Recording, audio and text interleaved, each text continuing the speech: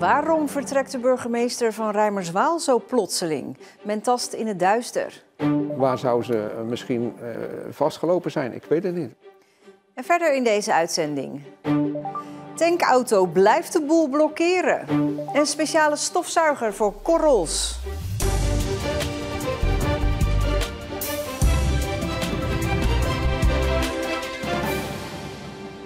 Goedenavond. Ze verraste vriend en vijand toen ze zei dat ze ging vertrekken. Na bijna 8 jaar houdt burgemeester José van Egmond het voor gezien in Reimerswaal. Het enige wat ze erover zegt is dat het tijd is voor een nieuwe stap. Verdere vragen wil ze niet beantwoorden. Maar dat zorgt wel voor speculatie.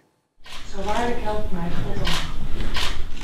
Ze kwam bijna 8 jaar geleden naar Reimerswaal om onder andere de bestuurscultuur daar te veranderen. Kort geleden gaf burgemeester José van Egmond ineens aan binnen 1,5 maand te willen vertrekken. Na ruim 7 jaar en bijna 8 jaar uw burgemeester te zijn geweest in het mooie Reimerswaal, vind ik dat de tijd gekomen is om een nieuwe en een andere stap te maken in mijn leven. Het was een totale verrassing. Helemaal niet op gerekend. Ja, het was heel onverwacht. En ik moet eerlijk zeggen, ik vond het ook verschrikkelijk jammer. Nog geen 2 jaar geleden tekende burgemeester van Egmond nog eens voor 6 jaar bij. Ik heb nog voldoende te leren en genoeg te geven, zo klonk het toen. Inmiddels lijkt dat gevoel weg. De burgemeester heeft het hier zo fijn, aan de zee, prachtige gemeente.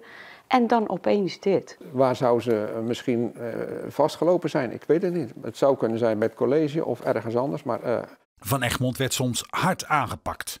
Ik heb wel eens te doen met haar gehad tijdens een raadsvergadering. Dan ging het echt hard tegen hard. Raadslid Marien Westraten van Leefbaar Reimerswaal besloot zijn ongenoegen over het weghalen van verkiezingsposters te uiten met een directe aanval op de burgemeester door het plaatsen van een spotprint in een krantje. En dan wil ik hier nogmaals benadrukken dat we op een wijze als deze onze voorzitter en burgemeester afbeelden niet vinden kunnen. We vinden het verwerpelijk dat er een spotprint is gepubliceerd van onze burgemeester. En ik zeg eigenlijk tegen iedereen, hoe zou u het vinden als uw echtgenote en moeder van uw kinderen zo zou worden afgebeeld op het in een hele gemeente verspreide advertentieblad? Die poster, dat was een smerige poster. Dat vond ik echt ronduit niet kunnen. Onlangs deed zich weer een incident met Leefbaar voor, waarbij je je kunt afvragen of dit nu de bestuurscultuurverandering is die de burgemeester als opdracht meekreeg. Onze dochter kwam laatst thuis en die zei dat de wethouder mij een pain in the ass had genoemd. Dat vond ik niet goed. Ik heb dat gedaan en dat is niet handig. Ik kan het niet terugnemen. Wat zegt dat dan over de bestuurscultuur binnen een raad? Ja, dat zegt dan dat het volledig ontspoord is. Dit poets je niet weg met het vloepte eruit, want dat gaat een stukje ver. Wel heb ik respect voor het feit dat hij zijn excuus heeft aangeboden. Heeft José van Egmond als eerste vrouwelijke burgemeester nu het pad gebaand voor nog meer vrouwen om de baas te worden in Reimerswaal? Of is de gemeente er eigenlijk gewoon nog niet klaar voor? Ik vind het een geslaagd experiment. Want ze is gekomen en ze heeft heel veel harten veroverd hier in Reimerswaal. En ze heeft het fantastisch gedaan. Het is José van Egmond en of jij nou man bent of vrouw, we zijn zover dat dat gelijk getrokken moet zijn.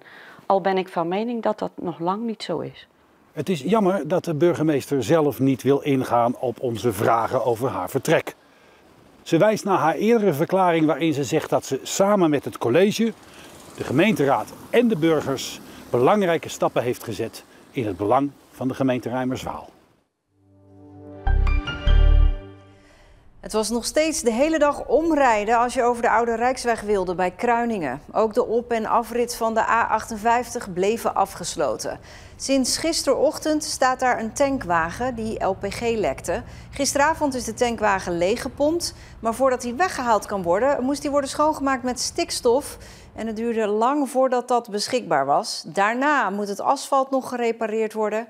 Waarschijnlijk blijft de weg dus nog de hele avond dicht. Kledingbank Zeeland in Middelburg gaat het anders doen. Er komen daar 2 groepen. Mensen die betalen voor de kleding en mensen die het gratis krijgen na een verwijzing van de gemeente. Die 2 groepen werden altijd gescheiden van elkaar en dat gaat de kledingbank nu veranderen. Wij willen geen onderscheid maken tussen arm en rijk. Dat vinden we in zijn algemeen zo, maar dat moeten we dus ook hier niet doen. Dus het moet gewoon één geheel zijn, waar iedereen in past. De drempel om te komen moet daarmee ook lager worden. Plus, het is gewoon efficiënter. De verwachting is dat in de toekomst nog meer mensen naar de kledingbank zullen komen. Mensen die echt anoniem willen blijven, kunnen eventueel ook buiten de openingstijden om kleding komen. Jezus krijgt een Zeeuwse discipel in de Passion volgende maand in Terneuzen. Maaike Boerdam, afkomstig uit Sluis, is een van de discipelen. Boerdam is bekend van onder meer de musicals Mary Poppins, Miss Saigon en Mamma Mia. Op onze website vind je de namen van de andere discipelen. Voetbalclub Walcheren uit Vlissingen, hier in het geel, is zaterdag proefkonijn van een test van de KNVB. De enige overgebleven Zeeuwse club in het districtsbekertoernooi krijgt in de 8e finale te maken met de tijdstraf. Na een gele kaart moet je het veld 10 minuten verlaten. Trainer Daryl Hollander van Walcheren is niet tegen veranderingen in de spelregels, maar vindt het wel vreemd dat de KNVB midden in het seizoen gaat experimenteren. Er gaat in elk geval wel getraind worden op spelen met 10 man. TSC uit Oosterhout is de tegenstander zaterdag. Een goed draaiend dorpshuis met een enthousiaste beheerder. Dat is een lastige opgave voor gemeenten. Des te knapper dat Borselen erin is geslaagd om in de afgelopen tijd 3 nieuwe beheerders te vinden. Een kennismaking met die uit Schravenpolder.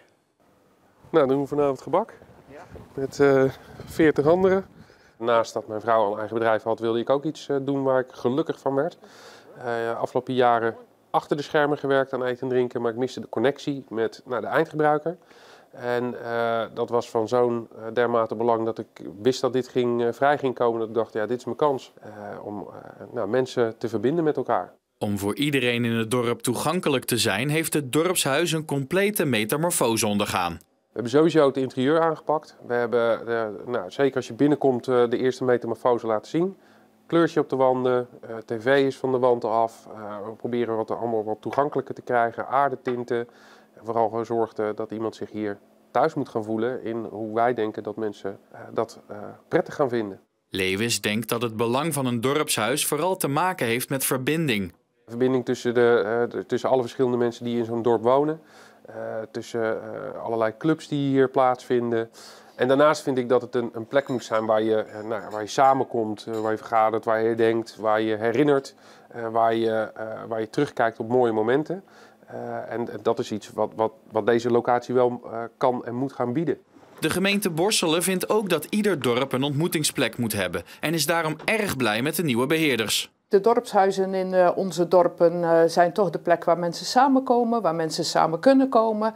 En dat werkt het beste als daar een enthousiaste beheerder is. Als er een beheerder is die organiseert, die zorgt dat mensen zich welkom voelen. En dan zien wij toch de gang naar het dorpshuis vele malen beter dan dat het allemaal een beetje doorsuddert. Dus voor ons hangt er heel veel van af of er een goede beheerder is die zorgt voor de sociale cohesie in de dorpen. Lewis heeft in ieder geval genoeg plannen om dat in de toekomst te verwezenlijken. Open tafels komen weer terug. Dan kunnen mensen straks hier terecht. Kun je weer lekker hier komen eten. Als je alleenstaand bent met z'n tweetjes en je zoekt de verbinding met je dorpsgenoten, dan ben je dus gewoon weer welkom. We gaan de koffieochtend weer terug oppakken. En de deur gaat gewoon weer vaak open. En ook als die dicht zit, kan die best open zijn.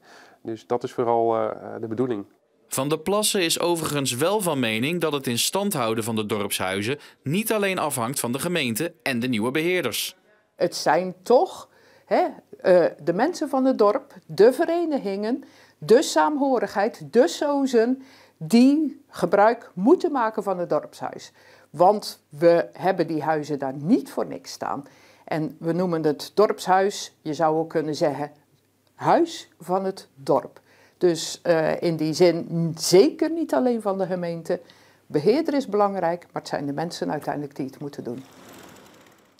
Een speciale stofzuiger die plastic korrels van het strand opzuigt. Een uitvinding van de Bende van het Strand. Vandaag werd de stofzuiger voor het eerst gebruikt.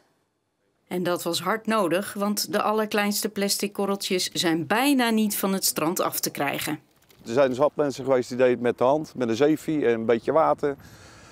Maar dat duurt allemaal zo lang dan. En dat is de lol er gauw vanaf. En toen zijn we 3 jaar geleden al met een klein zeefje begonnen. En nou zijn grote broer. Maar hoe werkt die grote broer precies? Deze haalt de korreltjes van 3 mm uit het zand. Het zand wordt opgezogen. En dan komt het op de filter terecht. De eerste filter. De schelpen, de grotere dingen, die vallen aan de achterkant eraf. En de korreltjes die vallen erdoor. En die komen in een speciaal bakje ervoor. Toch blijft het dweilen met de kraan open. Niemand doet wat aan de oorzaak. Want bij het verschepen vallen ze nog wel eens overboord per ongeluk. En ja, daar moet het eigenlijk aangepakt worden. En Erik wil zijn spiksplinternieuwe uitvinding niet voor zichzelf houden. Als ze er leggen, dan kan je langskomen en dan kan je het meenemen. En zelf ook proberen wat te doen.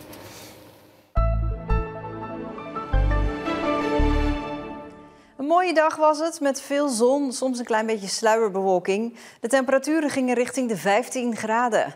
Morgen opnieuw zon. In de ochtend is het een beetje heilig. En ook de dagen erna volop zon en relatief hoge temperaturen. Dat betekent voor velen ook hooikoorts. Maar ja, dan moet je het dan maar voor lief nemen. Dit was Zeeland Nu. Een hele fijne avond.